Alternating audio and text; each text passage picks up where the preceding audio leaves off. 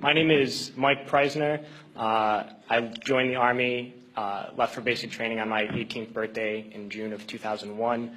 I was assigned to the 10th Mountain Division, and in March of 2003, I was attached to the 173rd Airborne Brigade and deployed to northern Iraq. So when I first joined the Army, we were told that racism no longer existed in the military. A legacy of inequality and discrimination was suddenly washed away by something called the Equal Opportunity Program. We would sit through mandatory classes, and every unit had this EO representative to ensure that no elements of racism could resurface. I began to hear new words like towelhead and camel jockey, and the most disturbing, sand nigger. And these words did not initially come from my fellow soldiers, but from my superiors, my platoon sergeant, my company first sergeant, battalion commander. All the way up the chain of command, these terms, these viciously racist terms, were suddenly acceptable. And I noticed that the most overt racism came from veterans of the first Gulf War. And those are the words they used when they were incinerating civilian convoys. Those are the words they used when this government deliberately targets civilian infrastructure, bombing water supplies, knowing that it would kill hundreds of thousands of children. Those are the words the American people used when they allowed this government to sanction Iraq. And this is something that many people forget, and we can't forget, is that we've just learned that we've killed over 1 million Iraqis since this invasion, but we already killed 1 million Iraqis in the 90s through sanctions and bombings prior to this invasion. So the number truly is much higher. But when I got to Iraq in 2003, I learned a new word, and that word was Haji. Haji was the enemy. Haji was every Iraqi. He was not a person, a father, a teacher, or a worker. And it's important, we've heard this word a lot during Winter Soldier, but it's important to understand where this word came from. And to Muslims, the most important thing is to take a pilgrimage to Mecca. It's the Hajj. And someone who has taken this pilgrimage is a Haji. And it's something that in traditional Islam is the highest calling in the religion. So we took the best thing for a Muslim and made it into the worst thing. But history did not start with us. And since the creation of this country, racism has been used to justify expansion and oppression. The Native Americans were called savages. The Africans were called all sorts of things to excuse slavery. And Vietnam veterans know of the multitude of words used to justify that imperialist war. So Haji was the word we used. It was the word we used on this particular mission I'm going to talk about. And we've heard a lot about different raids and kicking down the doors of people's houses and ransacking their houses. But this mission was different, a different kind of raid. I never got any explanation for these orders. We were only told that this group of houses, 5 or 6 houses, were now property of the U.S. military, and we had to go in and make those families leave those houses. So we went to these houses and informed the families that those homes were no longer their homes. We provided them no alternative, nowhere to go, no compensation. And they were very confused and very scared and did not know what to do and would not leave. So we had to remove them from those houses. One family in particular, a woman with 2 small girls, a very elderly man and 2 middle-aged men.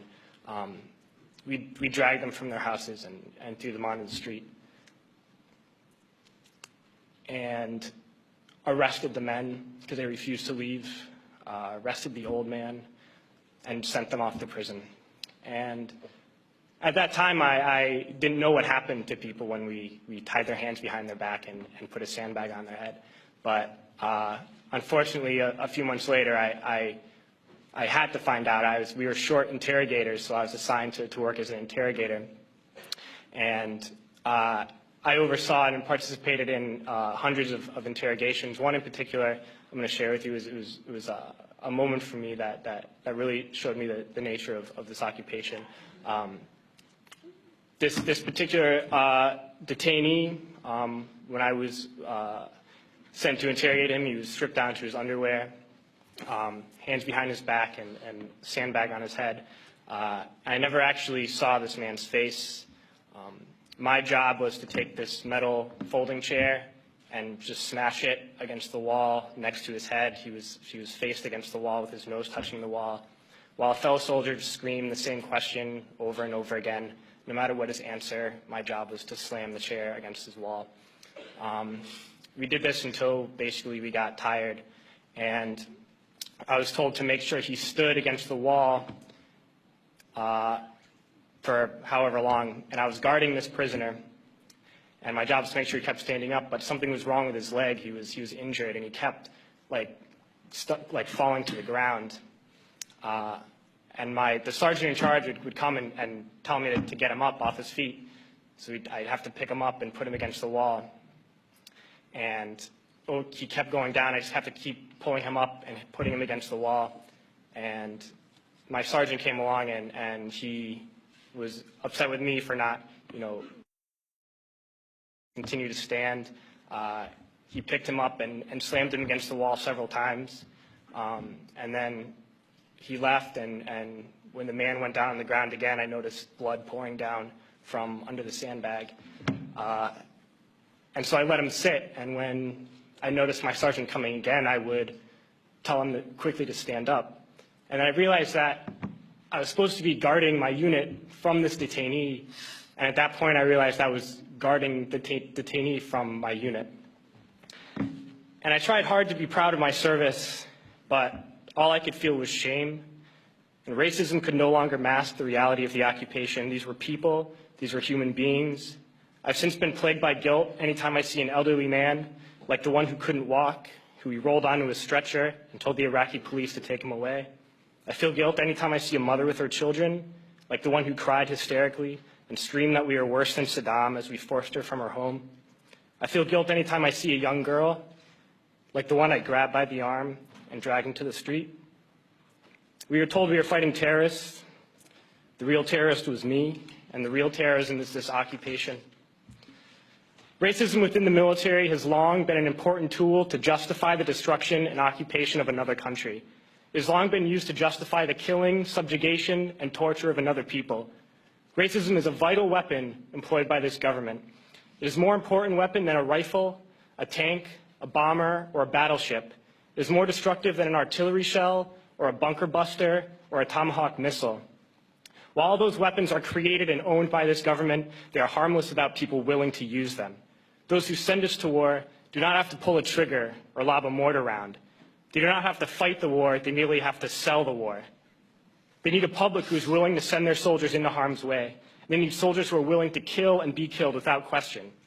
They can spend millions on a single bomb, but that bomb only becomes a weapon when the ranks in the military are willing to follow orders to use it.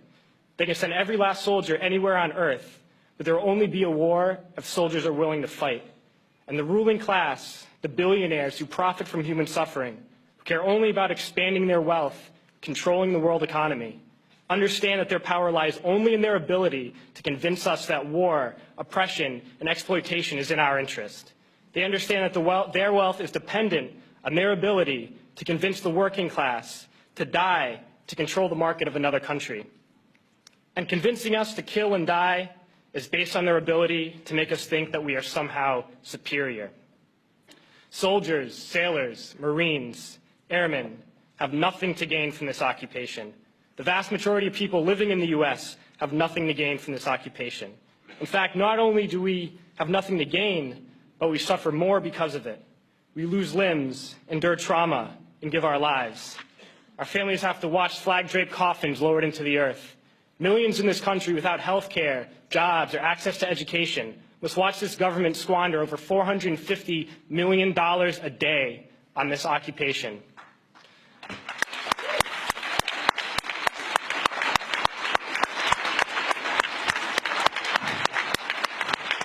Poor and working people in this country are sent to kill poor and working people in another country to make the rich richer. And without racism, soldiers would realize that they have more in common with the Iraqi people than they do with the billionaires who send us to war.